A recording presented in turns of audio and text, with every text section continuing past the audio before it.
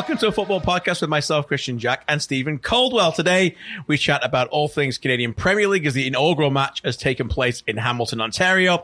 Toronto FC versus Portland Timbers. Montreal got 3 points, a big 3 points in New England after woes of travel for 24 hours. We'll get into that. Cardiff's relegation battle, Liverpool against Huddersfield. Barcelona's La Liga dominance with the Champions League coming up this week. And as Portland just defeated a lifeless Toronto FC here at BMO Field, and the Canadian Premier League has kicked off. What a good day for Canadian soccer. We are here at... what is this? Is this the GM suite, President suite, something like that here at BMO Field? Suite at BMO Field. Front office suite at BMO Field. So if the phone goes, there's probably some agent saying you need an attacking player to Toronto FC, but we'll see whether that happens. But we're tired. We've been going at it all since this morning. You're not 100%, so no. Every credit to you to fight your way through this. But, yeah, I'm not too bad. And Shawnee's fine. So if we just get a little bit low energy here, Sean's going to call us out, and you're going to carry the show. Is that all right, mate? I'll pick it up. Yeah. But you're a big, before we get into the games of the week, you've followed this game in this country longer than us two, immigrants, should we call ourselves? Yes. So what does today mean to you, Mr. Sean Kay? It's really important. It's something that if you were to talk to me 15 years ago and would have said that we had a game in Hamilton and a game in Toronto and both had about 40,000 combined, I would say you're crazy. You couldn't get 2,000 to 3,000 at Varsity Stadium to watch the Toronto Lynx or even the national team. And so to see this 15 years, it's special. And I know that there's a lot of work that needs to be done, but it's still a really, really nice moment for Canadian soccer. Yeah, I think that's the key, isn't it? It's going in the right direction. And we've launched a league in Canada that's been needed for so long, KJ. As good as TFC's had success, Vancouver Moments and Montreal Impact, we need more than just 3 really true professional teams. We need a league, and we need the growth of that league to start. It has to start somewhere. Yes, it's 7 teams, and it's going to be difficult for a few years until the quality builds up. But now the kids that are playing between 10 and 14, younger age groups, they have an aspiration. They have something to look towards beyond just 3 MLS sides. Yeah, exactly. And I'm glad you mentioned in terms of put in the perspective, it's important. Sometimes that gets lost, doesn't it, about how quickly we've moved forward here and how many people were genuinely interested on a blustery, very chilly, cold Ontario Saturday afternoon to have a commitment to go out there and watch these 2 games where you couldn't go to both. You had to pick one or the other, separated by a little bit of traffic so that we could look getting to both. And in the end, both of them went off as a great success. We'll get into both of those and what happened on the field shortly. We're going to start, though, in the Premier League. This is being taped before Manchester City play on Sunday, but it really isn't about Manchester City. This discussion is more about Liverpool going into a Champions League weekend semi-final against the Barcelona team we'll get into later, who've just won the La Liga. Liverpool cruised to a 5-0 victory over Huddersfield to send a message back to Manchester City, who beat Manchester United comfortably since we've last spoken on this podcast as well. We did that game for TSN. So I guess it is a little bit of both, just continue to reach different levels of quality. And again, I think the topic tactically, which we so often like to get into, is the common thread from the Manchester City derby victory in midweek and Liverpool's victory Friday night was vibrant attacking wide players. Yeah, isn't that the theme of this podcast, KJ? I think we're going to bring it up a number of times across the global game of football across continents, but vibrant wide players. And the first one I'm going to pick up on is Andy Robertson, Scottish international. Just the development in his game is astounding, isn't it? Really is. The lad came to Hull from Scottish football and took a bit of time to settle, as most people do. It's a big jump to come from Scotland and to play, for a team in the top 2 leagues in England. And he got better, he improved. He then went to Liverpool, and it was another enormous jump. And he took some time to get used to that. And there was a lot of weeks where he wasn't playing, and everyone saying, "Well, is this wasted money by Liverpool?" And I'm not certain how much he paid. I think it was just above 10 million, maybe 10, 12 million. And lo and behold, he starts to get a bit of a game. And now he's, in my opinion, in the discussion for the best left backs in the world, he's been the best left back in the Premier League this season. He has 11 assists to his name. And he's just relentless marauding down that left wing for Liverpool, which he sort of controls himself because Manny likes a drift inside, is magnificent to watch. The lad on the other side is a truly exceptional player. Robertson has energy and drive and motivation and can put a lovely ball into the box. The other lad has everything in his game. Trent Alexander-Arnold is a phenomenal football player. He could play any position in the field. I think he'll play centre-half at times in his career. Yeah, good I shot. think he'll play centre-mid, like you've said many times. He's a magnificent right-back. He's a truly outstanding player. And most of their creativity comes from two full-backs. It's remarkable in a team with hundreds of millions of pounds worth of player.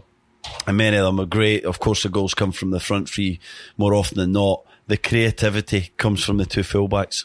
So when you're a centre-back and you're playing with fullbacks of that quality, and you've played with some very good fullbacks over the time as well, how does that make your job different? I mean, I'm sure the whole technical confidence of the squad is just contagious based on how good they are going forward when you're playing a team like that. But obviously, they take a few more risks than some other than some other defensive fullbacks you've had as well. So how does that impact the centre backs game? Yeah, it's a great point, KJ. I think in the evolution of the game, you had the stay-at-home fullbacks, I want to call them, guys who were really connected to their back four, supported from behind, gave it to their winger. Was always that option to kind of back up the play and allow the winger to go 1v1 or create.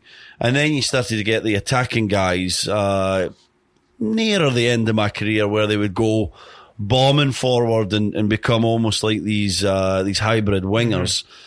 But they weren't so keen to get back, were they? No. You had to ask central midfield players to go into wide areas, or you needed quick centre halves to go down channels, and so you started to see some vulnerabilities, and we questioned a lot of them defensively. And now we've got this new breed of guys, Robertsons and Trent Alexander-Arnold's. Kyle Walker would be in that equation. Mendy could go on and on. Dania is another one. Yeah. Where, they bomb forward, they create the creativity in the opposition, the forward half for their team, but they're quick to get back as well. So you never really notice them being out of position. And I think Liverpool's two are the perfect example of that. Just phenomenal. The shape of the team does allow them to do that, and you'll get one of the defensive midfield players, whether it be Wijnaldum's been playing there a little bit for Liverpool, but it's traditionally Fabinho this season, sometimes Henderson, they sit in and they allow the centre halves just to be a bit wider, but they're very rarely caught out of position. You watch it, they get back so quickly. The energy levels of these two guys are phenomenal, and I don't think we talk about that enough. As we see the quality from the assists, we don't talk about the fact these guys are running 13, 14 kilometres every single game, 60 odd games a year. And when they go forward, then how important is it that you as centre backs don't bring that defensive anxiety into them, so they're allowed that freedom to go on, because they're going to come back, and occasionally they may have that couple of steps behind when you have that moment and you have to take a couple of steps deeper, but for the most part that just comes down to, I would imagine, relationships and trust. Yeah, trust is a great point, and these guys trust each other on the ball, don't give it away very often, so they are first and foremost. I'm saying to my fullback, on you go, because I know we're not going to give the ball away. If I feel vulnerable with my team and I think we're going to give the ball away, I'm asking them maybe to hang in a little bit. And I think tactically the game's really evolved, and that you'll see teams. Ryan Nelson first taught me this at TFC, so that's how late on in my career it was. We talked about boxing forwards off, so instead of the traditional sort of standing behind the forward, then pressure them, we went into a box. So if you had two, we sort of went a four with your two central mid players. Sometimes it'd be a fullback coming in and your two central defenders. And so he'd never say mark behind them, mark in a box. It's very difficult for the exit pass from the defensive team to get into that striker, and then you're vulnerable to a counter-attack. And I think City and Liverpool are two of the best in the world at it. They really do an amazing job. Keep the ball most of the time, give it away, and there's no chance of counter-attack just because of the positional play of Fabinho, Van Dijk, Matip or Lovren, as it was on Friday night. They're in the perfect position. There's no way out for most teams, and then it just gives the fullbacks that extra second or two to get back in their position. Huddersfield played okay in the game. They did. But they had the chances, didn't they? They had the chances, but they took it to them a little bit. And I think when you're a team with the quality of Liverpool, you almost enjoy that. They want it, don't they? You enjoy it, don't you? Like, I don't think many teams this year have even gone at Liverpool like that, who are so inferior to them. And in the end, they got spanked in the scoreline. But I think Huddersfield came off thinking we our own shot and played our own way. And to be honest, they could have played a different style and still got spanked. So at least they stuck to their own identity. But if you're Liverpool, I think they almost looked like they were enjoying that fact that they were almost the shackles were off a little bit. Yeah, and I think that's credit to Jan Sievert because, you know, he's obviously relegated in the Premier League, but he's building for next year, isn't he? So he's got to build a mentality and a way of playing and see who's going to come with him out of that Huddersfield group.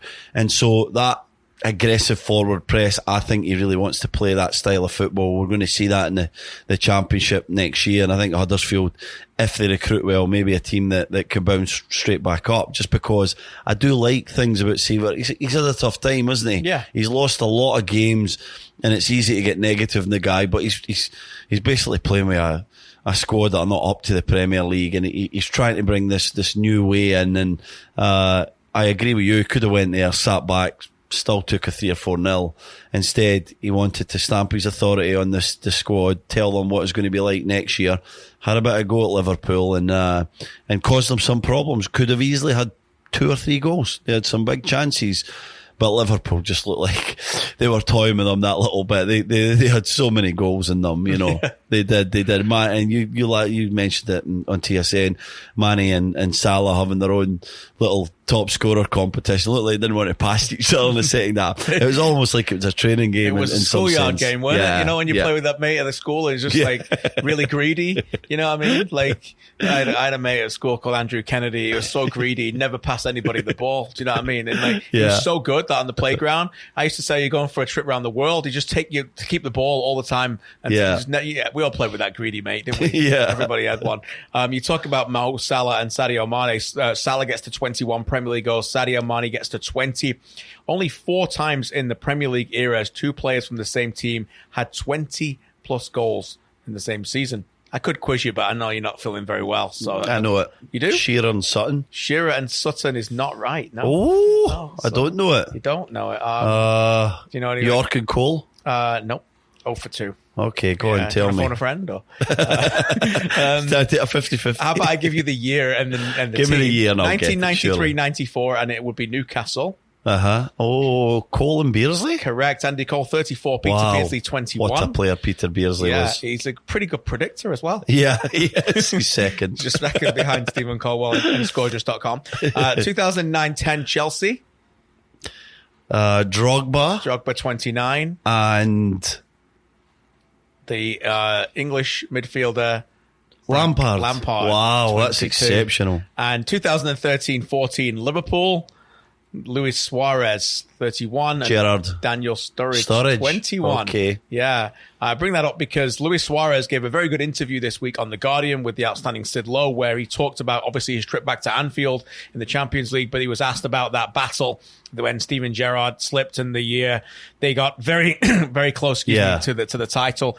And obviously the scene of him crying at Selhurst Park when they gave away the 3-goal lead. And he said something very interesting to that I mentioned a little bit on TSN, where he said, we just felt that was our one chance. Yeah. And they were coming to an end. They're an aging team. I think there's only 3 players left from that. One of them is a goalkeeper, Mignolet. Yeah. And the thing is with this Liverpool team is, regardless of whether they win the Premier League, this is not their one chance, is it, mate? They're building something so special here. And next year, there's a very good chance they may not get this amount of points, but there's also a very good chance they might win the Premier League. Yeah, a very, very good chance, and for a number of years. And, you know, these 2 teams at the top, City and Liverpool, are going to be the teams, I should say, to beat for a good few years, KJ, in every competition, because they're just getting stronger and stronger. They have the correct kind of leadership, the backing of a football club that will go and, you know, if Klopp says, I need 70, 80 million for a player, I think they'll back him again. They've proved that already. Same for Guardiola. Guardiola will strengthen this summer, in my opinion. He's already came out. He needs some players. I think he sees a wonderful team, but he sees some problem areas, mainly in that deep midfield position, with Fernandinho getting on a bit in years and Gundogan's future a little bit uncertain. It seems like he might want another challenge elsewhere in Europe. Yep. To me, that would be a key priority for City to keep that guy. Gundogan's done very well in that defensive role. He's been brilliant. Fernandinho being out. So. Yeah, and I think I love Fernandinho. He's an unbelievable football player, and he is exceptionally creative for a deep line midfielder. But I think Pep wants more of a Gundogan profile, Yeah. if that makes sense. A guy Someone who with more quality on the ball. more quality on the ball, can actually carry it forward. And Fernandinho's amazing, but he's coming to the end of his career, and Gundogan just does it with a wee bit more panache than even him. So I think maybe keep Gundogan, or certainly getting another player like that. But I'm with you. These guys are going to compete for a number of years. They've got everything. They've got youth on their side. They've got experience in the right areas. Good goalkeepers, which is absolutely crucial, and goals galore. It's just about finding that X factor, isn't it? That little bit of something different, sort of like what Man City tried with Mahrez in the summer. Could argue that it's worked or it's not. I think at times it's looked okay, but just a different look to their style of play. And I think Liverpool will especially go look for that in the summer. And to me, that's a very creative, maybe even a wide guy as such, but a creative midfielder, a sort of number 8/10 that can really open the door with a pass. Trophies are really nice, but almost as special as changing the identity of your team. And it isn't that long ago, not that long ago at all, that we would have said that Liverpool would have had a real problem recruiting stars. Yeah. And now no star's going to think twice, are they? No. Jurgen Klopp or Liverpool start coming knocking on your door, back-to-back Champions League semi-finalists, Champions League finalists last year, could go this year, could win the Premier League, maybe not. Yeah. World-class players, tradition of unlike any other, and a manager who can get you better. Yeah. So they're not going to have any problems. No, and if you think about it, if they do miss out in this Premier League title and potentially a Champions League, you could be that guy that could be that difference maker for one of the biggest clubs in the world. That to me is a big incentive. I would always love to be that kind of signing where I can go, and the Cantona type effect at Manchester United in the early 90s, where they're a good team and they're primed to win, and someone just got them over the line. To me, that might be the player they're looking for this summer. We'll continue our discussion on the Premier League title race in future podcasts. And a reminder, next week, I think we're going to tape on the Monday because Manchester City play on the Monday. So just wait a little 24 hours for the show if you don't mind. And we promise you that we'll give you our thoughts on the title race heading into week 38 at that point. So that should be fascinating. Before we get to Toronto FC and the reason why we are here at BMO and some more of the headlines with Shawnee, including the Canadian Premier League, quick word on the relegation battle. We worked on Fulham Cardiff this morning and Southampton Bournemouth. Southampton are safe. They drew 3-3 with Bournemouth. Brighton would then go on to get a 1-1 draw. Pascal Gross got an equaliser in the second half after Jose Perez again scored for Newcastle. So mathematically not done, but let's be honest, Cardiff have to win, I think, both the last two games now. So in the end, they had the chances against Fulham. Neil Warnock has grown on us through the year. Yeah. Mr. Positivity, who knew? Who knew that the grumpy man in the garden would come out and be putting a smile on our faces, but he's been realistic. He's been very honest. He's been very positive to his players. He's never really once talked them down in the media, and he deserves a lot of credit. And Cardiff will be gone.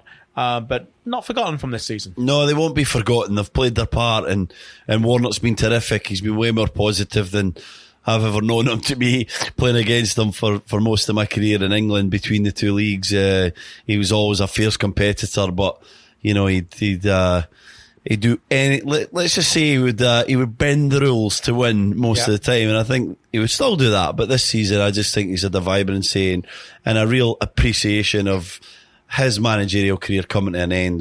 Luke mentioned it today. We've been saying that for about 10 years with him as well. But realistically, he probably got one more season in him. Sharon says he can keep managing. Yeah, Sharon basically decides everything for his life. But he's been great, and they've been great. On a word on today's game, they've overperformed the entire season, but I just think they could have went there and been more positive today, KJ. Yeah. I thought they went there. They were trying to get a point. They expected probably Brighton to lose every game, and they thought, we'll get a point. It'll be absolutely vital. We'll put everything into the home game next week. And I just think when you've got opportunities of games, you need to treat every one of them as one that you need to go and try and win, especially against a relegated team in Fulham, who have had a great upturn in the last few weeks with Scott Parker. But that was a chance. Yep. And they waited and waited. Ryan Babel scored a sensational goal. And then they started playing and they created 6-7 chances. Glorious chances too. Morrison at the end. So many chances. Morrison should have put one away. A few headers I can think about, and Hoylett hit the bar. And I just thought, go like that from the start, and the game was there for them. And even if you lose, you're sort of glorious in defeat if you go at it like that. But they decided to be a bit more defensive and try and hang in the game. In the end, it cost them. It did. And Cardiff, along with Fulham and Huddersfield, to be relegated and replaced by Norwich, who have come up. Yep. They will be coming up after they secured, I think, did they get a point in their game today? I think they got at least a point. Sure. They won 2-1. So, and they're up. And Sheffield United, not mathematically sorted yet, but with a huge goal difference and with the game to come on Sunday, they are up, and they've been celebrating on the streets of Sheffield all night as well. So, shout out to our friend Luke Wildman and he's Dobbies. delighted, They're isn't all he? Very pleased about that. And one more team that may come up. Well, we'll see who that may be. You're hoping Aston Villa, KJ. Come on. Hey, we'll see. Declare an interest. Declare an interest very easily, but hey, a lot of work to come. As I saw last year, anything can happen in the playoffs. Toronto FC 1, Portland Timbers 2. A very disappointing result from Toronto FC's point of view, and quite frankly, based on the performance, they deserve nothing else. Deserve nothing from the game. They were, I think, was it you or Luke that said lifeless in the broadcast? I like that. That was a good quote about TFC's performance today. It was lifeless. They just had no energy. They had no real cohesiveness to their attacks, no real idea what they were trying to do. And I honestly didn't really see it coming. You were the one that predicted this. You saw some warning signs and you felt it would be a struggle for them. But against a Portland team who I've been disappointed with, I thought that TFC would have had too much and they would have found the space to cause problems. They didn't at all. Portland were magnificent. Best they've played all season by far. Blanco was involved. Valeri and Blanco were connecting unlike they have in any game this season, and they looked very dangerous. Midfield of Chara and Paredes was terrific as well, and TFC are lacking a real spark at the moment. Well, they have one real spark, Alejandro Pozzuelo, and if he has an off game like he did today and he's sort of shackled out by quality midfield of Chara particularly was next to him most of the time, then they have nothing else, like nothing else. And that to me is a big worry and a big problem when you're considered one of the front runners, certainly in the East, to come through and be potential MLS Cup champions. To have nothing other than one guy, Altidore gets injured, Pozzuelo has an off game, and the whole attack just looks like it's insipid, to be honest. Yeah, I went to Greg Vanny's press conference shortly before we started this podcast, and he used that word a little bit like that you said in terms of disjointed and talking about his team disconnected. Said Portland were a bit more cohesive than they were. Too much possession, Toronto FC, for the sake of possession, not enough going forward. Didn't seem overly concerned, more of an isolated performance. I would lean on the other side of that. I think this has been a performance that I've seen coming a little bit. I don't want this to be about me and I know more than Greg Vanny. That's not the case. Yeah, I just see it a little bit differently than him. That's what the game's about. It's about opinions. And I just felt that today, some of the warning signs that we spoke about in past podcasts, and I'm going to use that word again, and I'm going to use the word balance. Yeah. It's unbalanced. Yeah. The squad is completely unbalanced. Greg Vanny addressed it at the end of last season, his need to get more attacking wide players. They don't have them. I addressed that with him today. He's of the belief right now, which I can understand being the coach of the team, that the team needs to trust the players, put in those wide players more. I understand why he would say that, because that's his first priority. It's easy for me to sit here and us to say, they got to go out and get a wide player now. Yeah. And he may say that privately, but he's not going to come out there and say that publicly after a loss like that. So he has to figure out what he can. It's controlling the controllables for Greg Vanny. Yeah. These are my players that I've got. I have to figure it out. But the alarming thing for me is that when Sebastian Giovinco was moved aside, there was an opportunity to change the formula of how this attack looks and go to this 4-3-3 or go to this area that Greg Vanny has always wanted and get some wide players, and maybe a Pozzuelo is in that 3. Yeah. And today was the example of that. Today, Pozzuelo was too far ahead of the ball, waiting for things. and then when he got it, was trying a little bit too much. Yeah. And again, I use the word there's not enough technicians, and I feel for Osorio, stuck outside on the left-hand side, where he's not really dictating the game. Jonathan Osorio today, I'm pulling up right here, 21 out of 31 passes. Yeah. That's not on the ball enough. Not on the ball enough. 21 out of 31 passes. Nick DeLeon, 27 out of 33. Marky Delgado, 41 out of 47. Justin Morrow, 47 out of 62.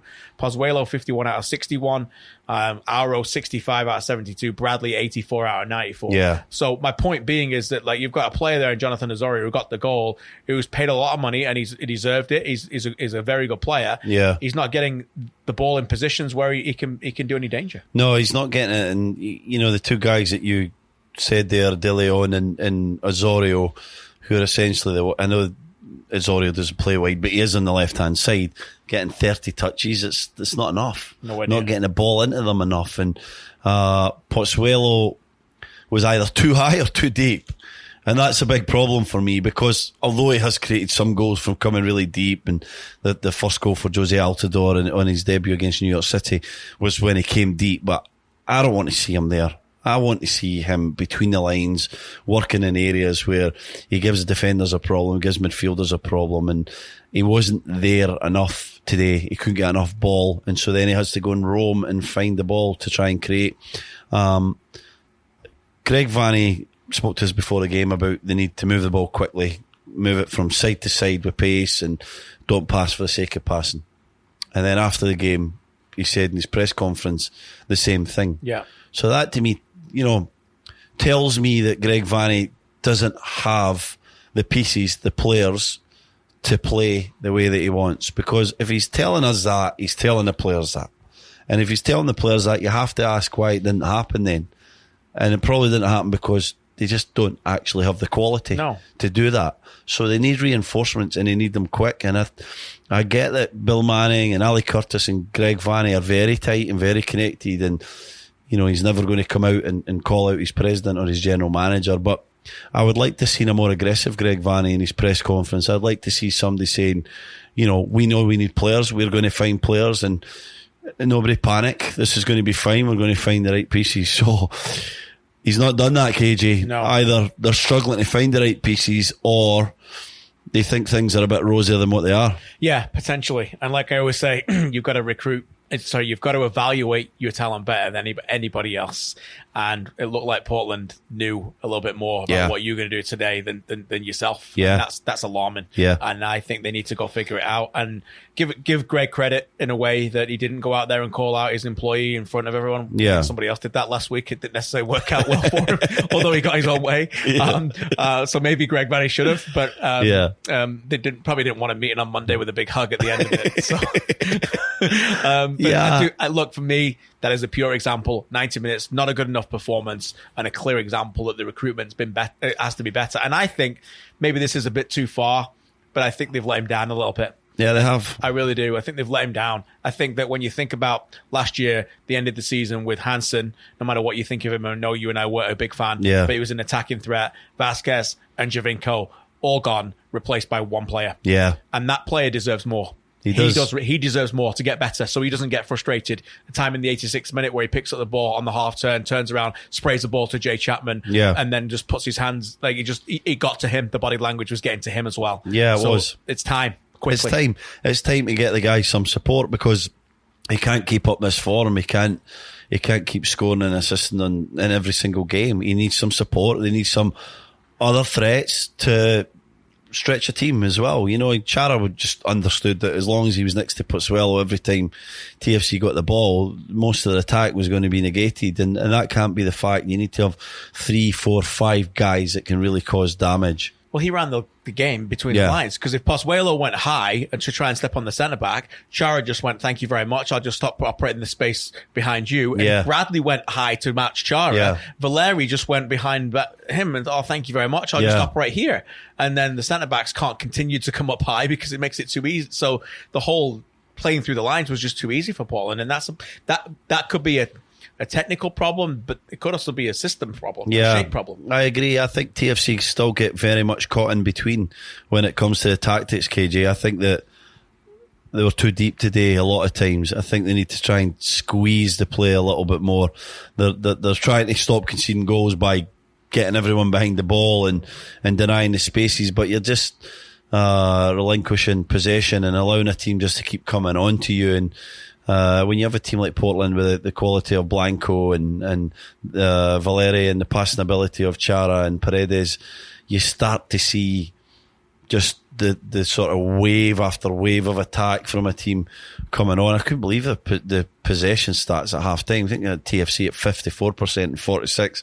I don't know who was working that out. I can't actually believe that, because my eyes were telling me that it was something completely different from that. Well, it was something different from that from an attacking point of view. I referred to it in my interview with Greg Vanning. Yeah. I actually quoted the amount of passing stats that happened in the final third, and Portland had something like 86 to his 60 or something. Yeah. So that was very, I thought, an indictment on the game. I'm just trying to pull up the passing stats quickly before we move on as well on this one. I think even though they had obviously more possession, they're right here in the end.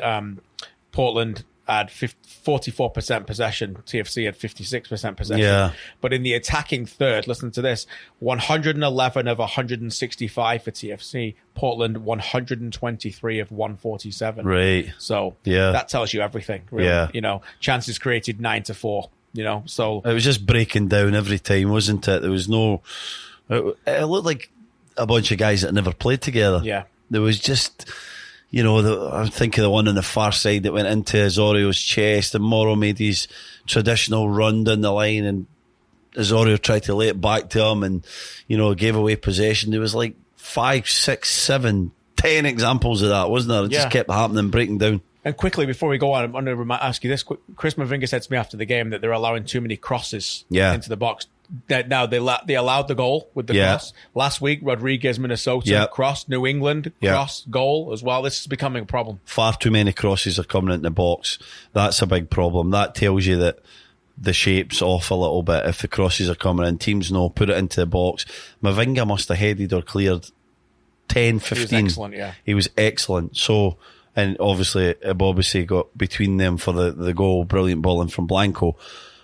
If you're clearing that many, we always used to say at Sunderland, I think it was something like 17 or 18 crosses into the box, average is 2 goals.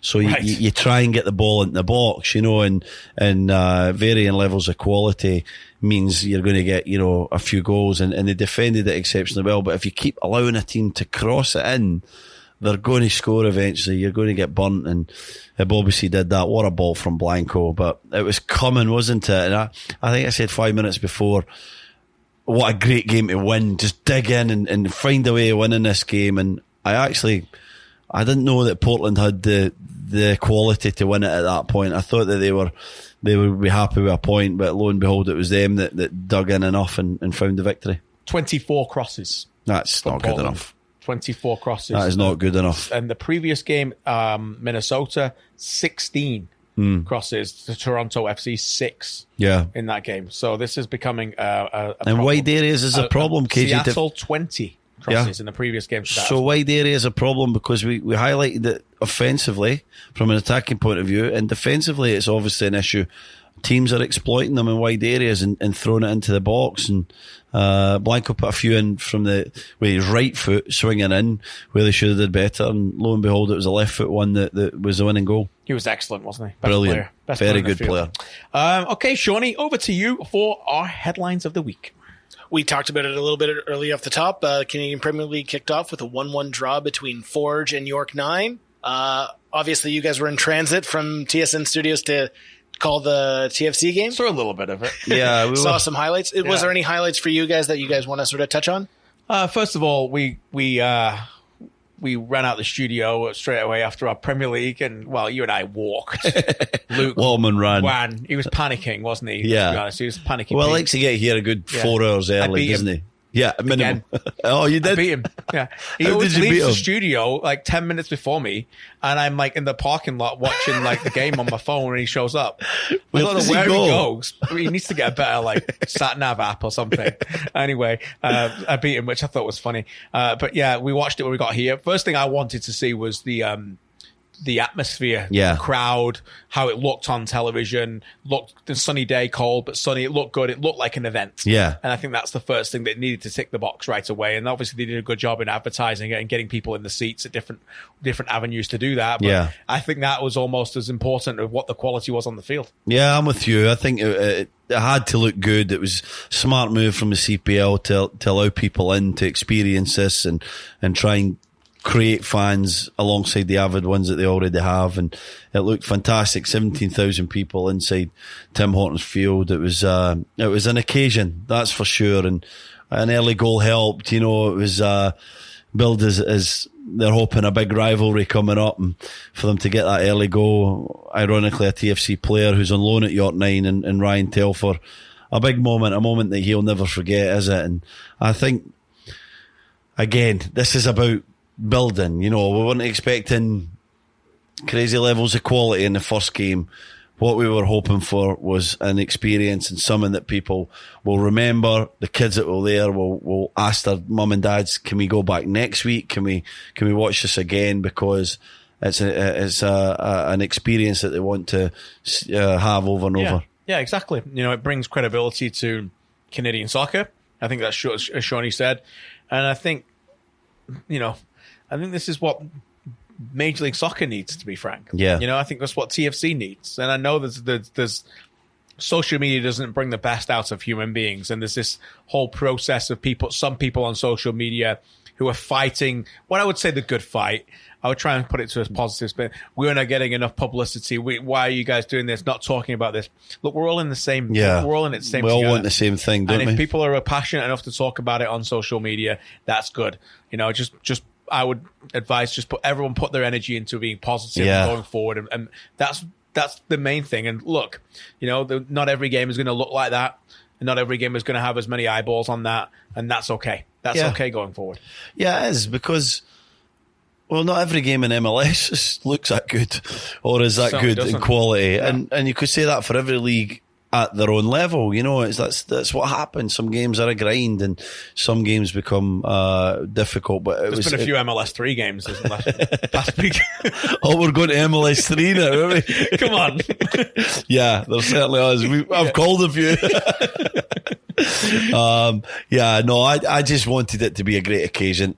It looked like that. It was disappointing we couldn't be there, but obviously because of the schedule, that was impossible. And looking forward to seeing how it grows and how it develops. And, you know, can the quality on the field get a little bit? It's inevitably going to get better, because I see the quality on a daily basis in the grassroots game from U8s all the way up to U21s, and you can see it getting better and better. So that will naturally spill onto the field, and this league, fingers crossed, is here to stay. Let's everybody get behind it. Yep. Let's all be positive about the game and the way it's growing here. And Sean knows this better than us. We've been in it for such a long time, but there's exciting times ahead. I can feel it. Talking about MLS 3, the New England Revolution lost 3-0 to the Montreal Impact on the midweek. How impressed were you by the Impact performance, or was it more New England? And then how important is Sam Piet to this team? I thought Montreal were very good. And it has to be said, for those who don't know the story, they had a disaster of a travel. Yeah, you can actually get on a coach and drive there in 6 hours, but they didn't. And there's a reason why they didn't do that, because, you know, you should be flying. Yeah, but they didn't get to fly. They had a massive problem with it. Then they ended up getting a charter. Evan Bush came out with some very public comments, which I thought he was very, very good at. I thought he was very insightful and eloquent in the way that he delivered the message. Yeah. Daniel Lovitz came out yesterday with some very eloquent messages as well about how he felt that they are sometimes not given the quality of respect that they deserve across the league, which I thought once again was very fair. And, you know, when we're in the media, we encourage those kind of comments. Yeah. That's needed to go forward. Why do we bring that up? Because in the end, they didn't allow that performance to affect them. And Remy Gard said to them when he got them to the stadium, forget this is a freebie now. Go out there and do whatever you want. And they delivered. And I think that they are very comfortable without the ball. and they need to get better at that. Yeah. Keep working on that. And when you get Piatti back, and when you can get Arruti going, and Jackson Amell showed ability to score 2 goals, that is going to be your formula for success. Yeah. Because we've just been talking about one team here. There's a lot of teams who can't defend in this league, who concede far too many goals, and they don't need to be one of them. Diallo and Cabrera, when they're on and switched on and their mindset's right, can be one of the 2 best centre-back partnerships in Major League Soccer for me. Fullbacks defend first. They think about that. There's a lot to like about this team. And they've had 8 out of the first 9 games away from home. So that mindset has helped them in a way. Sometimes you're going to have bad games like Philadelphia or Sporting Kansas City. And when you go behind, I think it becomes a real big mountain to climb. Yeah. But to Shawnee's point, I like them in that mindset. Piet delivers that mindset from the start. And in an Eastern Conference, which is there for the taking, why not Montreal? Yeah, why not Montreal? They have many great attributes. I think that there's an interesting thing with the travel and that here. I think this team's better when they have a cause. I think they like playing with that chip on their shoulder and someone to kind of rally behind, to be stirred up. So if I'm Remy Gard, I'm thinking about how I can keep stirring up these guys and getting them going, because that's always been the thing about Montreal. They've always felt like they've got something to prove. The best Montreal teams that we've seen, KJ and MLS, and this team have the potential to be up there with the teams. Diallo's a wonderful defender. Cabrera's been there a while. That partnership was excellent in New England. Looks like it's got a lot of development. 3 solid fullbacks, and Lovett's on the left seems to have that role locked down. Broguillard and Sagna, I think, will battle it out, because you've got youth, you've got the experience, and Broguillard's game should develop really quickly under the tutelage of Bakary Sagna. Piet's excellent in there. Tyder's out with injury. Piatti's out with injury, but they're going to come back. Many things to like. Aruti's work rate was incredible. If they can just share the goals, he's never going to be a prolific goal scorer, but share the goals with the wide guys. Many things to like. Don't be afraid of embracing what you're good at. You're good at defending. You're good on the counter-attack. There's no disgrace in that. Nope. You can win MLS Cup playing like that, KJ. Absolutely, 100%. And you can come through an Eastern Conference that's vulnerable, and you can be the upstarts. You can be the sort of the anti-TFC, DCs, Columbus Crews, who are, they're pretty, they're nice to watch. When they're good, they're really good, but they're inconsistent. Montreal can become a consistently good defensive side and a team that nobody wants to play and that are very hard to beat. Moving on to Champions League, you guys talked about Suarez's interview earlier in the episode. He plans to celebrate if he scores against Liverpool in the Champions this week. Your thoughts on the whole celebrating against your former team? And Stevie, out of your 14 goals, did you ever score against a former team? Did I get 14? You got 14. I can't believe that. I can only remember about 2 of them. 14? That's good, for a centre half. Outstanding. 18 years, it's like less than 1 a year. That's still not bad. I'll take it. A few important ones.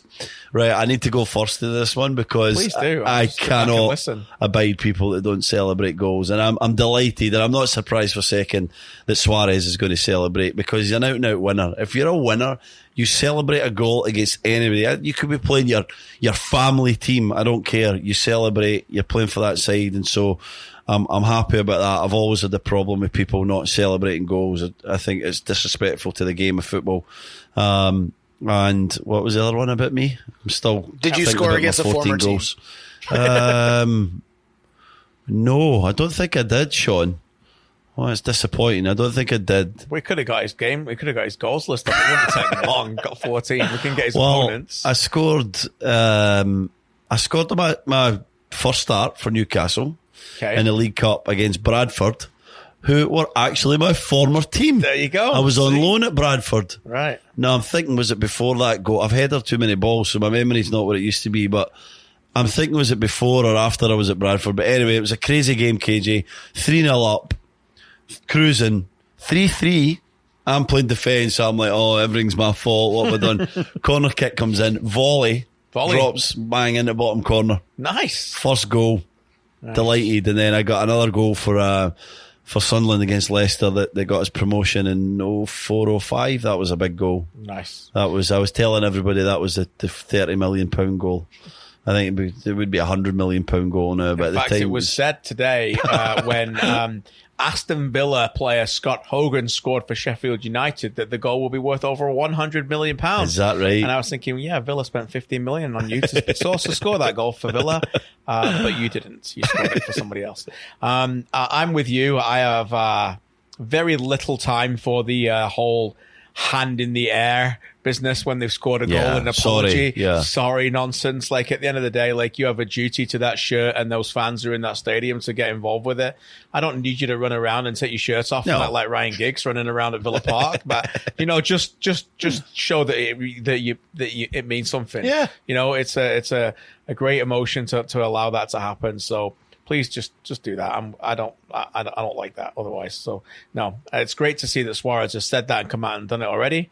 And I wouldn't bet on him not scoring. Against Liverpool. I think that was in preparation he's on fire for when he scores. He's some player, isn't he? Yeah. Moving on to the other side of the bracket, Mauricio Pochettino says it's unfair that Ajax were given the weekend off to focus on the Champions League, whereas Spurs had to play this weekend and lost. Did they play? I didn't see him. Do you agree that it's unfair, or is this just tough luck? Well, it's about your federation doing the right thing and looking after your team because you're proud of where they are in the Champions League, and I'm okay with it. I think it's up to the Dutch Federation or the FA or whoever it may be to make that decision. And so, to KJ's point, it looked like Spurs had the weekend off as well because they were playing in first gear. They weren't even in second gear today. That was a pretty abject performance from them. And I just think it's about the mental side. I mean, Ajax have so much energy. I'm pretty sure they could have played the game and been ready for the midweek game anyway. Look, if you play in a league where you're making tons and tons of millions of pounds and TV deals require you to play, you get to play. If you don't, then you can take as many advantages as you can. So do Ajax get a huge advantage of playing the week off, as Pochettino said? Yep, but Tottenham have a lot of advantages as well. Yeah. So above Ajax, didn't they? Above Ajax. So I don't think he meant it in a negative way. It's not the way he is, but every credit that they did it. I don't think it's unfair, and I don't think anyone should have stepped in and stopped him. Fair enough. Inter Milan has shown interest in signing Alexis Sanchez, but with the condition of obviously lowering his wages. What comes first? Sanchez accepting lower wages or United eating his outrageous wages? United eating his outrageous wages. Because he was placed, I think, on the field by Solskjaer in midweek for about 9 minutes. I think he touched the ball once. It cost Manchester United £75,000. £75,000 touch, because that's how much he gets paid per appearance, on top of £400,000 per week. Yeah, it is without question one of the most disgraceful football contracts in the history of the sport. And Man United, if you don't learn from it, if Inter Milan are willing to take on whatever you can to get this guy off your books, then it's either that or you just got to get him fit and motivated. I don't know how it's going to happen. He's not going to get fit and motivated at this point. Can he play in another league? Potentially, he might go there and score some goals, but to me, he's done at the top level of English football. He's checked out, and it brings real disappointment. This guy's one of my favourite players in the last 10 years, KJ. We saw him play live. We both saw him at Rogers Centre for Chile against Brazil, and he's put in so many memorable performances, and he's went there and he's just down tools. He's just stopped trying, really, and that's what it looks like. And it's sad. It's sad to see from a player that I had a great deal of respect for. And let me tell you, he's not going to take a pound less in his wages, so they're going to have to pay him up, or pay as much up as Inter Milan are willing to play to make sure he's on that same wage. Is there any way back for him? No, I don't think so. You don't think? I think there might be a little bit of a way. I don't think so. Only because I think hoping and thinking. Fatigue has played a major factor in this. He played more games. He's been tired for 18 months. No, I know. He played more games before he signed for United than almost anybody in 4 years. Never had a summer off. Copa Americas, World Cup qualifiers. These are not excuses. These are just facts. And a team that is so devoid of quality, is there a way of building the attack around him as a number 9? Yeah. These are all, I think, very slim chances. But if it comes down to the fact that you can't offload him, there's got to be maybe a chance. I don't know. I just see a change in his mentality. Right. That's what scares me. Yeah. We massive knew red flag if that's the case. Yeah, we knew that he was going to have that fatigue was going to set in. He had played an enormous number of games for year after year, and it was going to come, but that was 18 months ago. It's time for this guy to actually show us that he genuinely cares. He's lost a yard. He's lost parts of his game. It's happened to the best players. Rio Ferdinand's best 1v1 defender in the world. He lost some pace. He changed his game. He still had 3 or 4 years at twilight of his career where he was a different defender, but it's still exceptional. This guy needs to work that out. If that's the case, change his game a little bit, but still show us that determination, that effort that we saw for such a long time in the Chile shirt, Barcelona shirt, Arsenal shirt. I want to see that from him, and maybe he needs a change of scenery. Maybe Inter Milan will provide that, but I just don't see him having any way back at Manchester United. Sanchez's former team, Barcelona, clinched their 8th title in 11 seasons. How impressive is the dominance of Barcelona, and is this something we'll ever see again? I think it's absolutely remarkable, considering that this is not... I don't look at them the way I look at Bayern Munich and PSG. I look at them as a team that has gone head-to-head with like a European Cup dominant era for Real Madrid, winning 4 out of 5. And you think about what Barcelona have been able to accomplish with different managers. When you think of what Valverde's done there now, and prior to that, it wasn't always the case, as wasn't always him. So I think that needs to be recognised. Obviously, Messi has been the one consistent throughout the whole thing, Stevie, but they are incredible. I think it's the 26th title, now just 7 behind Madrid, and Messi's 10th. So he's been involved in 40% of Barcelona's league titles, which is genuinely remarkable in history. Yeah, remarkable. And I've enjoyed watching them this year, KJ, because they go about it in a little bit of a different way, don't they? They've become tougher with Valverde. And I think that's interesting to see how that team's evolved. Of course, still have amazing moments of football. When Messi's there, it's always going to be like that, Suarez. But I look at the character of their players, and young and old, and been there a decade or been there a season, and I just see the same values and culture come out in the guys, the good ones, the good signings, the ones that hang around. They get there and they understand what it takes to be at that level. The PKs as an example, and Longley's slipped in there, and he looks like he could be a Barcelona player for years to come. Defender, yeah. And then you look at Rakitic, the way he settled into life there, and you've got Artur that's come in, and again, he seems like, okay, I'm going to hang by this guy Rakitic because he's going to show me Sergio Busquets, go on and on. Suarez and Messi up top, and you've got Dembele and Malcolm understanding what it takes to play for Barcelona, and to be at that level every single day, every single game is remarkable. The consistency from these guys, young and old, is exceptional, and I'm not certain how long Valverde's going to stay there, but I think he's had a wonderful spell as manager of the club, and I'll be shocked that even when he leaves, if that success dissipates, because it's just built into the core of that club now. Norwich sealed their promotion in the Premier League next season. It's very, very early. Obviously, they just clinched today. But what do you expect from this club next season?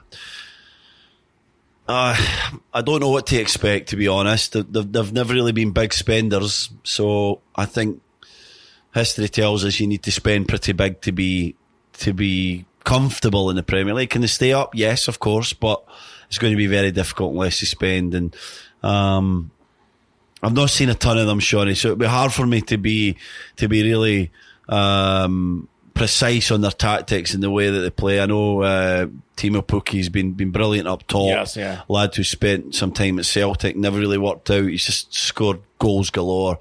They have an energy. They have a successful way of playing in the Championship. I've been there. I've played with teams with that same kind of successful style. It doesn't translate to the Premier League. It's more of a rhythmic league. The pace goes really slow and then it goes really quick. Championship's like high octane. It goes at that pace all the time. Norwich play that game very well. They're going to have to learn quickly and vary that pace if they're going to get success in the Premier League. Yeah, and this is, a number of times this Norwich have come up and then failed, and they've been that yo-yo club. This is a little bit different. Obviously, Farke's in charge, the German, and he's instilled something that they're very admirable, and they think they can be long-term sustainability. So we'll have to find out. But every credit. That championship is not an easy championship to win, and mostly over the last few years, teams that have won it generally have a very good job of staying up, even though what you say is they find it very difficult. But I do think that there isn't that much gap between the quality of teams that end up staying in the Premier League compared to the ones who come up. We saw last season, for example, not this season, but last season, all 3 teams come up and stay. Yeah. You know, so there is ways to do that. You know, so we'll see. But I mean, Sheffield United are another one. They play really good football. They keep it down. They've got a good style, what Wilder's brought.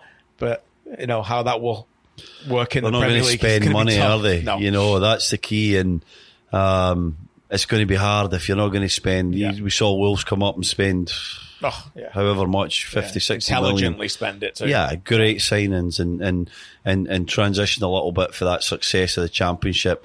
I don't even know if these 2 guys can do that. Last headline before we move on. Paul Pogba was named to the PFA Best 11 of the year. How ridiculous was this decision? I didn't find it overly ridiculous. I don't really have too much outrage in these nonsense awards anyway. You know what I mean? Like,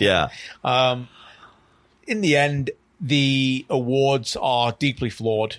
They are incorrectly placed at the wrong time, where players are voting for these players at a time of the season which happened to coincide with Pogba's best part of the season, when, you know, Ollie was at the wheel and they was driving to the honeymoon suite. Yeah.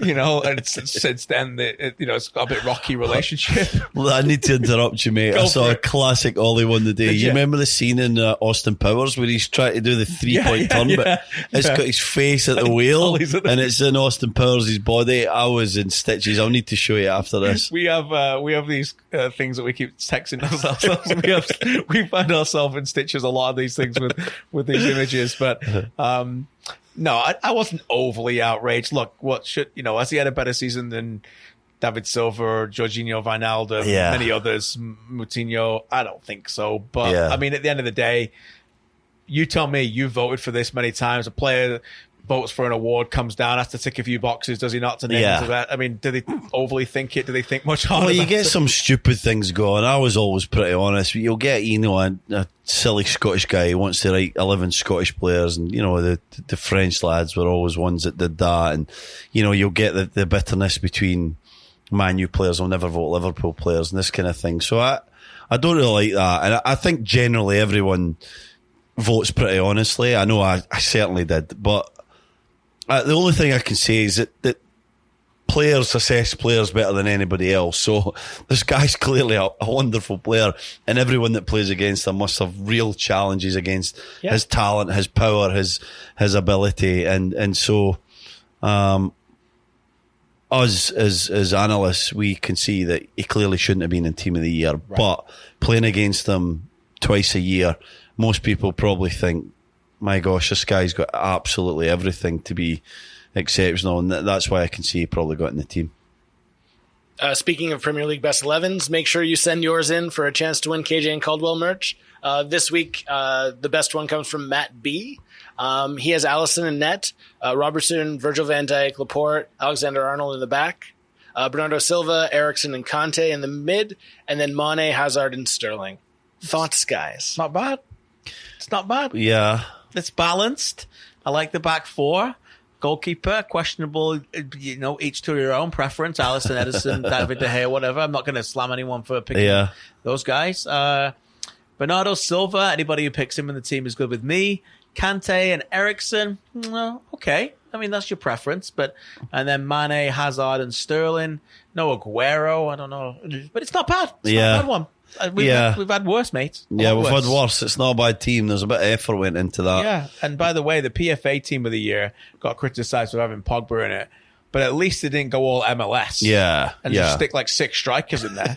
Do you know what I mean? Yeah, it was a good balance. I almost felt like sending out a tweet and saying MLS CC, watch this, because like MLS has they have like Piatti playing left. Well, they have to get Zlatan and Rooney and these guys in right for the start because they're going to be in it. Honestly, I want to try and find it. MLS Best 11 last year was a joke, and it's a joke every year. No one will ever say. They always say no one will. They're never going to play, lads. I get that, but what's the point of doing it then? I will bet you on April 26th that Zlatan, Rooney, and Vela are in MLS Team of the Year. 100%. Right, so they're in it already. Right, so who else? Like you know, it's like it's going to be. They have to get their stars in to keep building it up and making them. Why? Because I vote that's for the this way thing. they I do don't it. think they even care. I don't think they actually look at my vote. I voted for Edouard Atuesta last year. Brilliant. Yeah, what a player, by the way. No, Best some midfielder player. in MLS right now for me. I don't know about you. But If I was a scout in England, I would be. Big He fan would be of on him. my radar. He's got youth on his side, and he just gets better every week. Big fan. I found it. So just listen to this for a best 11. You ready? Goalkeeper Zach Steffen. Yeah. Defenders Chad Marshall, Aaron Long, Kimar Lawrence, and it stops there. Midfielders Carlos Vela, Ignacio Piatti, Miguel Almiron, and Luciano Acosta. That's a And solid midfield. Up front, Wayne Rooney, Joseph Martinez, and Zlatan. So you've got Zlatan, Joseph Martinez, and Wayne Rooney all play number 9. And then you got Luciano Acosta as a 10, Miguel Almiron as a 10, Piatti on the left, Carlos Left wing Vela, back. Vela on the right. You know, like, come on. Vela and Piatti as wing They're backs. taking the mick. They're not coming back much. They too Aren't early. they? They're taking the mick, aren't Yeah. they? You know what? Like, Yeah. people say, oh, yeah, well, that'd be a good team. Honestly, it would be a rubbish team. Yeah. You know, we could put together another 11 players and we'd beat them. Easy. Easy. Yeah. But isn't it a shame on the defenders? You know, there's only 3 places for defenders, and No, never get picked any fullbacks either. yeah, I know. Can't put a fullback on. You need Piatti to play there. And there's no real shape to the back four. And I feel for the defenders, you know, the good right backs and left backs within the league, because they've got no chance to get in the team, really. Yeah, because you're not called Zlatan. Moving on to Ask AFP. We got a couple before we head out of here. Ian asks, who would each of you put in the top 5 of best free kick takers of all time? Wow. Janino, Leon, Yes. he's one of my favourites. Best ever, mate. I think. He was incredible. Do you? Best ever? Yeah, I would say so, KJ. I would say so, too. He was unbelievable. Remember that one he scored for the wide area against Barcelona? Oh, It was that incredible. was incredible. I'm with you. Who else? Nakamura was pretty consistent for Celtic for a while. I don't know, best of all time, but he Sinisa was. Mihailovic? Yeah, he was good, wasn't he? He was. He could Unreal. score them all, curlers and Unreal. long rangers. Yeah. He was one of the best ones for me. Yeah. I think people go with Beckham, I guess. Beckham was pretty good. From Yeah, a he was kid, good. wasn't he? Baggio? Baggio Yeah. and Hadji. Yeah. 2 of the best. Hadji was amazing, wasn't What's a player? Roberto Carlos. Yeah. he had that incredible- one. Yeah. Yeah. But so I mean, Javinko was Javinko was up there. up there. He was very good. you I know. think we have a guy that goes 2 or 3 seasons or 4 seasons where you feel like it's almost like a penalty every time he's got a free kick, Messi. 25 yards and in. Yeah. Messi. I was Yeah. at the new camp once. So I saw Messi score a free kick goal. So Who was the goalkeeper again? I think he was a Brazilian. He played in South American football. He used to come up left footer. yeah. Chilavert, was it? No, He'd come up for the back. Chilwell no? wasn't Brazilian. But Was it not? Was it him? Maybe it Are was you him. I'm thinking of that thinking. Rugy? Is it Maybe it's him. Rugy. He'd come up for the backs. He was amazing, Yeah, wasn't he? It was. Yeah. Crazy. Hopefully that answers your question, then. Thank you. It was a good one.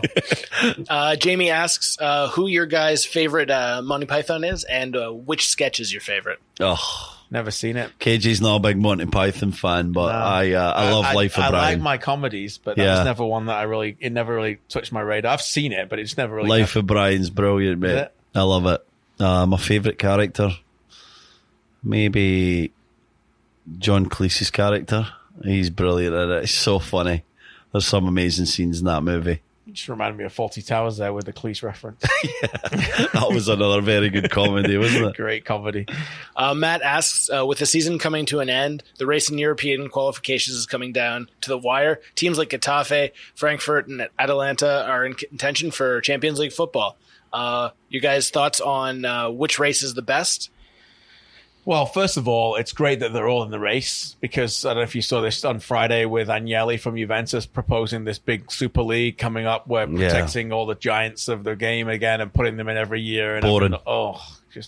By the way, Juventus need to get a bit of excitement because it's boring every year for them. So I can kind of see where his interests lie a little bit. That's why he's pushing for it, isn't it? Probably. Yeah. That's probably one of the reasons. But let's hope that never goes there. We do not want that, do we? No. We don't want any of that. Teams should be playing in their domestic league, and then we've got the perfect scenario just now, don't we, with the Champions League? I mean, Atalanta, they're sixth at the moment, but they're such a fun team to watch. Yeah. You and I watched Eintracht Frankfurt a couple of weeks ago. Excellent. They knocked out Benfica in that Europa League quarter-final. They play this week in the semi-final, and they were a real fun team to watch. There's a lot of players to like on their team. And right now they sit fourth in the Bundesliga ahead of Mönchengladbach and Bayer Leverkusen. A Bundesliga, by the way, that looks like it's going to be Bayern Munich after Dortmund choked and threw away a derby win today against Schalke, which was a disaster for them. A couple of men sent off, I think. Yeah, so Eintracht Frankfurt, that'd be kind of nice to see them. But they do have Chelsea, so that might keep them busy. But they've got a lot to like about them, and they've just got Jovic, I guess, full time now. Yeah, so that was good to see for them. So some great races. There's some good little races. We obviously have our own exciting race in the Premier League as well, but it keeps things interesting, doesn't it? And it's a big thing for these clubs, for everybody. Champions League football, it's the windfall that you get, and to be able to pit yourself against that quality like the Barcelonas and the Man Cities of the world is very important, and it helps them with recruitment come the summer as well. Absolutely, yeah. Evan asks, if the current situation at Bolton and Coventry and the past issues at clubs such as Blackpool and others, should the FA and the EFL do more to ensure clubs are run properly? Well, they're trying, aren't they? They really try. I'm not certain what else they could do. Maybe more restrictions or legislation. I don't know, KG. It's tough, isn't it? If you've got a wild owner who just starts digging in and not paying his players and the staff. Yeah. I mean, it's easy to say, maybe you need to do better checks. But at the end of the day, like, these guys were decent at the start. And okay, he's a complete buffoon. But, like, it's so sad to see, Bolton players not even wanting to play. Yeah. I know they got relegated already, but it is a concern because, look, the money is all funneled to the top, and they've got to figure this out. In the Championship, as we know, even in lower leagues, there's so much discrepancies between teams spending an incredible amount of money and others not. And Bolton are one of the great teams of English football, founder members of it, spent many years in the Premier League. It's sad to see. Yeah, it's sad to see. We never want anyone to liquidate or go out of existence, and it's disappointing when you see these historic clubs. Even if Bolton survive and they get a new owner, they're probably going to drop down so far that we might never see them again. It's happened with some of the biggest clubs. Coventry are a great example of that, where I competed against Coventry at the top of the Championship, and they were a Premier League team for a number of years. There's some great players play for them, and now they just languish in the lower leagues and never really came back for that when the money went and they didn't have anywhere to go. So we don't want to see it, but I just don't know what the FA can do, Sean. It's a difficult one to actually make a guy pay his bills. It's hard. Fair enough. Matt T asks, with Lukaku falling out of favour at United, do you see a future with him there? And what top clubs would sign him in the summer? Is Everton a realistic move? I don't know if it is. I think Lukaku said something this week where he had a dream of playing in Serie A. I don't know if that's a dream of Man United fans now to see Lukaku play in Serie A. What do you reckon, mate? But it looks like it's coming to an end, and this is a player that United, unlike Sanchez or others, would have no problem getting rid of. Yeah. And getting a considerable amount of money. I don't think they'll get £75 million. Yeah. But if you can offload him, which I think is the right thing to do, then that's the start of the rebuilding process. Not to say rebuilding, but moving on in terms of shifting the identity. So I don't think Everton would be a good match, only because he's been there before. I'm never a big fan of reuniting, and I think that ship sailed. And I think Everton need to think about, quite frankly, a different kind of striker than that. Everton are a different club from when he was there before. They're really trying to break that gap to the top six, and for them, hopefully, Champions League football. And I don't think Lukaku fits into the tactics of Marco Silva, the manager. I don't think he's dynamic enough. He wants, the 4-2-3-1 with a very fluid number 9 who can run the channels and do more than just score goals. And unfortunately, he does this very well, but he only scores goals, Lukaku. Can't hold the ball up, doesn't run the channels. is not consistent enough with his work rate. He puts the ball in the back of the net. So, with that, the Serie A is the most perfect league for him, in my opinion. Yeah. He won't need to run around too much. He'll put the ball in the back of the net. He'll get space and time, and he'll get a lot of inferior games because he's going to sign for one of the big boys. I think one of the Milans. And then, he'll be playing a number of games where he'll get chances and he'll put the ball away. Mm-hmm.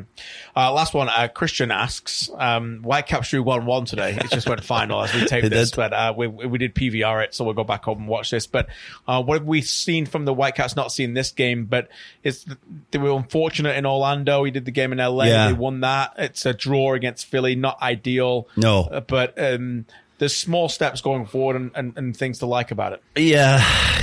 Small steps, things to like, not enough there. Not enough quality, really. Not enough quality, not enough in terms of development and progression that gets me excited about this team. They're in a tough division this year as well. Yeah. You see San Jose going from a really dejected, deflated team to all of a sudden one of the best teams in the West, getting things together under a coach that we know once they buy in and once things start happening, they could be really good. Really good. Because of the way, the tactical way Galaxy that Almeida goes. Vastly improved under their own. Galaxy are very good. Alessandrini will be a miss with a knee injury. Yeah. Corona's been a brilliant signing. Jonathan Dos Santos playing some of the best football I've seen him play. And they have Zlatan up top. And they're still vulnerable defensively. But the Whitecaps, it's just a grind, isn't it? It's not fluid enough, and it's not a whole lot different football from what we've seen from them in the last couple of years, and we were told it was going to be. Yeah. And so that's why I bring that up. If we were just expecting much of the same and there was a realistic, pre-season from the Vancouver Whitecaps, what we're going to expect, then that would be one thing. But we were told we were going to get this exciting brand, fast-flowing football, and we're not seeing enough of it. No, we'll keep our thoughts on the rest of it until we watch it, and we will speak more about it next week. But I just get the feeling that, look, they can only do with so much of what they've got. And there are plenty of other teams swimming upshore and breaking, length records, if you want to put a swim analogy in there, and the Whitecaps at best treading water at the moment. Thank you for listening. Make sure to subscribe, rate and review. We really do appreciate it. We are going to start reading them on air, so as we do every week, so continue to send them in. Swordfish writes, great coverage of football everywhere, especially MLS and CPL, which isn't the most prevalent in coverage elsewhere. KJ and Steven know their stuff. They have played and covered football from all over years, and it shows. They also make me look super smart when talking to friends about footy. Always look forward to the next episode. Thanks, Swordfish. We appreciate the kind words. Steven, good show. Enjoy that. Thank you. I really enjoyed that, KJ. Thanks, Shawnee. Thanks to Clay as usual. And we'll speak to you next week. And a reminder, after the Man City game. So we'll chat next Monday. Cheers.